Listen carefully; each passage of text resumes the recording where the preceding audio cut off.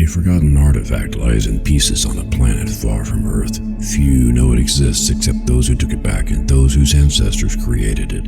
4 young people are thrown into a race against emissaries of the gods to find its pieces. Mistrust, greed, and magic are tangled in an endless web.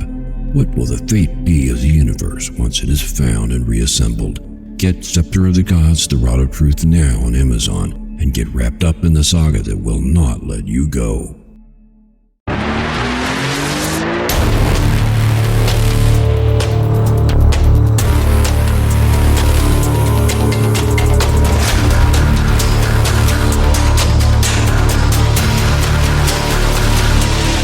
Good morning and welcome to the Motivational Devotional, where we are merging motivation and spirituality to create a daily dose of confident positivity.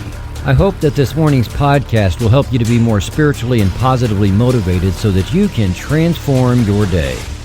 This is a special episode in a series of podcasts based on Stephen Covey's book, The 7 Habits of Highly Effective People. For several years now, I have gone back to the habits taught in this book to prepare for the coming year and home in closer and closer to my lifelong dream and my goals so that I could more effectively achieve my goals. Year after year, we hear people joking about setting New Year's resolutions and then abandoning them by February. Personally, I don't find that very funny. I hope that your resolutions are more important to you than to give them up after only a month or two. What if you were to set 1, 2, maybe 3 at the most resolutions or goals for 2024, and then at the end of 2024, find that you nailed each one of them? You can. I set 2 goals that to me were very large. As I talk about in the Motivational Devotional, I had to change and grow to become more than I was in order to achieve those goals. As I say this now, I have done that. I changed. I grew. I achieved. Starting with the November 27, 2023 podcast and running through the New Year's Eve podcast, this series offers 35 episodes of principles, inspiration, and motivation that I use toward fulfilling my own lifelong dream.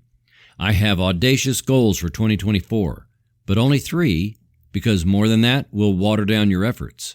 I will achieve mine by this time next year. You can do the same. And I hope you will pursue yours with relentless intent.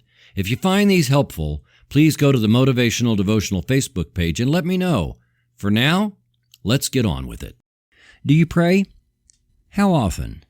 There are probably as many ways to pray as the human race has fingerprints. It is whatever works for you to connect you more deeply to the Creator. There are a few things that don't work, regardless of how frequently people try to use them. Praying at the last minute to beg God for a certain result is manipulation, not prayer. Asking God to fix circumstances in your life without being willing for God to change you short-circuits the purpose of prayer. Similarly, telling God all the things you need for your life to be perfect ignores the fact that God already knows what we need and is already offering perfect solutions. The underlying theme of these things that don't work is that we get too busy thinking. One human brain thinking up solutions does not equal a divine mind unfolding a universally perfect plan. While thinking connects us to the spiritual flow of creativity, we can think so constantly and apply ourselves so fully to our challenges that it becomes dull. The paradox involved here is that thinking becomes dull by overuse and is sharpened by a process of not thinking. That is where meditation comes in. You can find classes, books, YouTube videos, audio downloads, well, the list goes on, telling you how to meditate. But keep it simple. Find a quiet place, a place in secret where you won't be disturbed for at least 15 minutes. If you're a parent of small children, that might be tough, but do your best. Set an alarm for whatever time you can dedicate so that you won't be concerned with how long you spend. Shut your eyes and envision all your thoughts as leaves swirling in your mind, and don't engage in any thinking process. Let your brain go into neutral, and every time a thought gets started, imagine it transforming into a leaf and being added to the swirl. Imagine all these swirling leaves gently falling into a stream that runs through your mind. The flow of water is relaxing and calming. all the leaves fall into it, and again, any thought that presents itself becomes a leaf and gently floats into the stream. Absence of thought. An experience of just being. Let this experience of not thinking, which is really meditation, go on until your alarm brings you back. You will find more mental clarity and perhaps will have experienced that at some point God spoke to you because your thoughts were quiet and your spiritual ears were open. The universe already sees inside you. All of creation is conspiring in your favor. Trust that the universe always has your back and will give you the thoughts you need for your next step.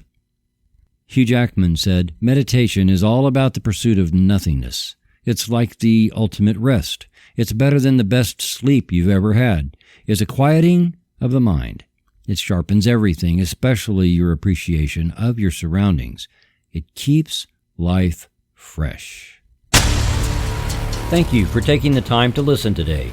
Please help keep this podcast going by following the Motivational Devotional Facebook page, following @Threefold Way Radio on Twitter, and sharing the written format of today's message from motivational-devotional.com on your social media.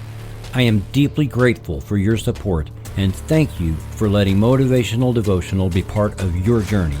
Peace out. See you tomorrow.